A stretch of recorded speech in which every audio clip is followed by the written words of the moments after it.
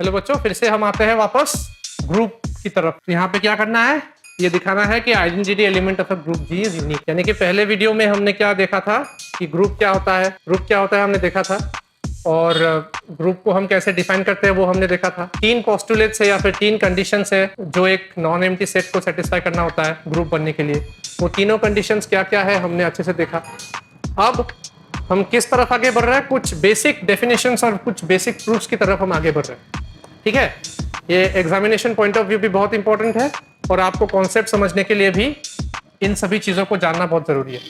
तो ये हो गया हमारा पेज नंबर 51। जैसे कि आपको पहले से पता है, एस.के. भमरी और खन्ना और भमरी का जो किताब है वो हम फॉलो कर रहे हैं, और उसी किताब के पेज नंबर 51 में ये जो है ये थ्योरम आपको दिया हुआ है, लेमा बोल के उसको बताया जा रहा है। तो हम उसे प्रूव करने की कोशिश करते हैं। तो यहाँ पे ये क्या है, identity element of a group G is unique. उससे पहले हमें पता होना चाहिए कि आइडेंटिटी एलिमेंट क्या है। तो हमने जब डेफिनेशन दिया था ग्रुप का, तो उसमें हमने आइडेंटिटी एलिमेंट को कैसे समझाया था। वो एक ऐसा एलिमेंट होता है स्मॉल ई, उसको हमने स्मॉल ई नोटेशन यूज किया था उसको, और हमने देखा था A star E is equal to E star A is equal to A. अगर ये कंडीशन सेटिस्फाई हो रहा है हमारा, तो हम क्या कह सकते हैं कि ई जो है वो ग्रुप का आइडेंटिटी एलिमेंट है। तो ई तो आइडेंटिटी एलिमेंट है, हमें सभी को पता है कि ई आइडेंटिटी एलिमेंट है। अभी हमको क्या दिखाना है कि आइडेंटिटी एलिमेंट क्या होता है, यूनिक होता है। यूनिक का क्या मतलब है कि एक ग्रुप में एक ही आइडेंटिटी एलिमेंट होगा, हमें ये दिखाना है।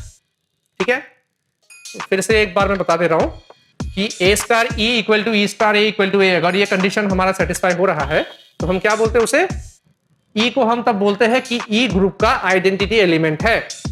ठीक है, अभी हमको क्या दिखाना है कि आइडेंटिटी एलिमेंट जो है ग्रुप का वो यूनिक होता है।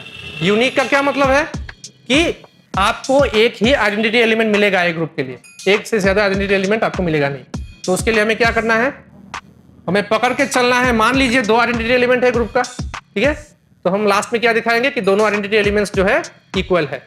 तो क्या हो गया, यूनिकनेस उसने इंप्लाई कर दिया। तो लिख लीजिए यहां पे, suppose E and E dash are 2 identity elements of group G। तो हमने मान लिया है कि E और E dash जो है एक ही ग्रुप का 2 आइडेंटिटी एलिमेंट है। तो हमें ये दिखाना है कि ये जो 2 आइडेंटिटी एलिमेंट्स हम मान के चल रहे हैं ना, ये दोनों एक दूसरे के बराबर है, यानी कि ये दोनों एक ही है। हमें ये दिखाना है, यानी कि हमको दिखाना है E equal to E dash. कैसे दिखाएंगे देखिए, पहले देखिए हमने क्या पकड़ के रखा है, E क्या है, identity element of group G है। Now E is the identity element of G। तो E डैश क्या हो गया, कोई दूसरा एलिमेंट हो गया जो आइडेंटिटी नहीं है कि नहीं। E is the identity element of G हम मान के चल रहे हैं। इसका मतलब क्या है, E डैश जो हमने पकड़ के रखा है, E डैश कोई दूसरा एलिमेंट हो जाएगा, and E dash is any other element of G, and E dash is any element of G। तो इसको किसके साथ कंपेयर करना है, इस इक्वेशन के साथ कंपेयर करना है। यहां पे क्या था, E हमारा आइडेंटिटी था और A कोई दूसरा एलिमेंट था। तो कौन सा कंडीशन सेटिस्फाई हो रहा है, A star E equal to E star A equal to A, ये वाला कंडीशन हमारा सेटिस्फाई हो रहा है। तो क्या लिखेंगे, पहले जो कोई दूसरा एलिमेंट है वो दूसरे एलिमेंट को हम पहले लिखेंगे। दूसरा एलिमेंट कौन सा है, E star, sorry E dash, E dash लिख लिया। उसके बाद क्या है, हमारा बाइनरी कंपोजिशन है स्टार। ठीक है, उसके बाद क्या आता है, आइडेंटिटी आता है, इज इक्वल टू क्या है, आइडेंटिटी पहले दूसरा एलिमेंट बाद में। किसके बराबर होता है, वो रैंडम एलिमेंट के बराबर होता है। रैंडम एलिमेंट हमारा क्या है, ई डैश। ठीक है, तो हम क्या करते हैं जनरली, ये बाइनरी कंपोजिशन का जो सिंबल है ना वो बार बार लिखते नहीं है। हम बाइनरी कंपोजिशन का सिंबल हटा के सीधा दोनों एलिमेंट्स को एक साथ लिख देते हैं। कैसे लिखते हैं देखिए, that is E star E dash E equal to E dash is equal to E dash. ठीक है, हम बाइनरी कंपोजिशन का सिंबल बार बार यूज नहीं करेंगे, डायरेक्ट दोनों एलिमेंट्स को एक साथ जोड़ के लिख देंगे इसका मतलब भी ये होगा कि इन दोनों एलिमेंट्स के बीच कोई ना कोई बाइनरी कंपोजिशन है। बार बार दिखाने की जरूरत नहीं कि कोई बाइनरी कंपोजिशन है, ठीक है। सो ये हो गया हमारा इक्वेशन 1, ठीक है। अब क्या करेंगे, पहले हमने क्या पकड़ लिया, ई को आइडेंटिटी पकड़ लिया। अभी क्या पकड़ेंगे, ई डैश को आइडेंटिटी मान के चलेंगे। Now E dash is the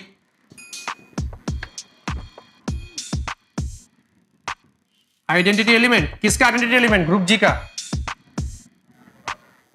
end E is any other element, ठीक है। तो अब क्या होगा, अब हमारे पास क्या आएगा, पहले हम वो दूसरा एलिमेंट लिखेंगे। दूसरा एलिमेंट क्या है हमारे पास,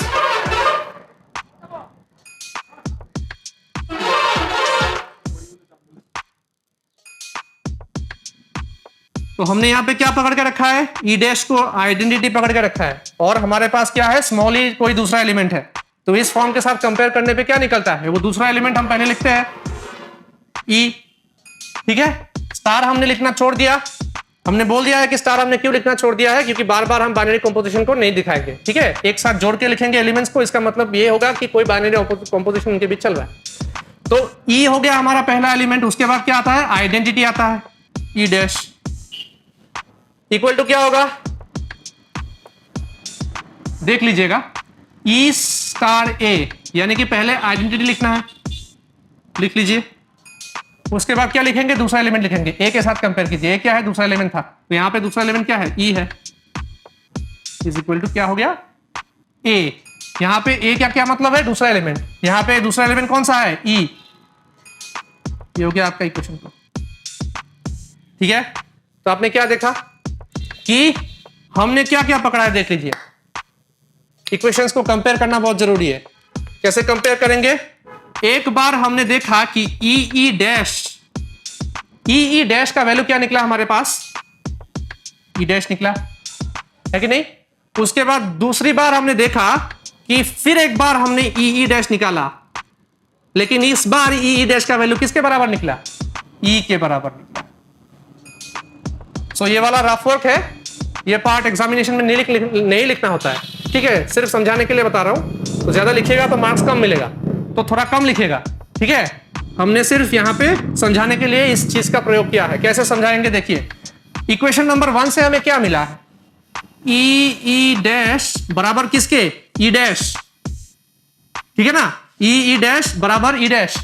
दूसरे इक्वेशन में हमने क्या पकड़ा है, ई डैश बराबर ई डैश बराबर ई। तो इन दोनों इक्वेशंस को गौर करने के बाद आपको यह पता चलेगा कि दोनों इक्वेशंस का जो LHS है वो सेम है। पहले वाले इक्वेशन में LHS क्या है, ई डैश। दूसरे वाले इक्वेशन में LHS क्या है, ई डैश। ई डैश तो भाई सेम एलिमेंट है ना। तो एक बार अगर हम ई डैश लेके कोई एक एक्सप्रेशन निकालते हैं राइट हैंड साइड में, और दूसरी बार अगर ई डैश का वैल्यू कोई दूसरा वैल्यू निकालते हैं, इसका मतलब क्या है, वो दोनों वैल्यूज तो इक्वल ही होना चाहिए।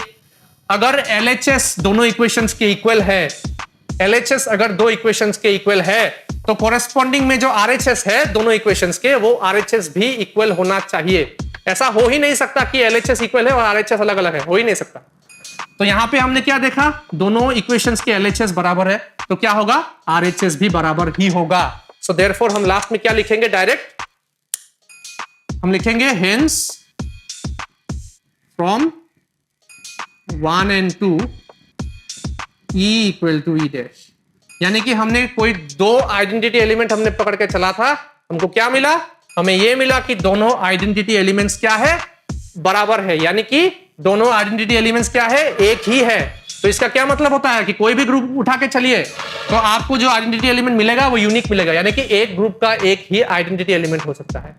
तो ये था आपका लेमा, ठीक है। अगर आपको पसंद आया तो आप लाइक कीजिएगा, सब्सक्राइब कीजिएगा और अपने दोस्तों के साथ चैनल को शेयर कीजिएगा। और भी वीडियोस ऐसे आ रहे हैं बहुत सारे।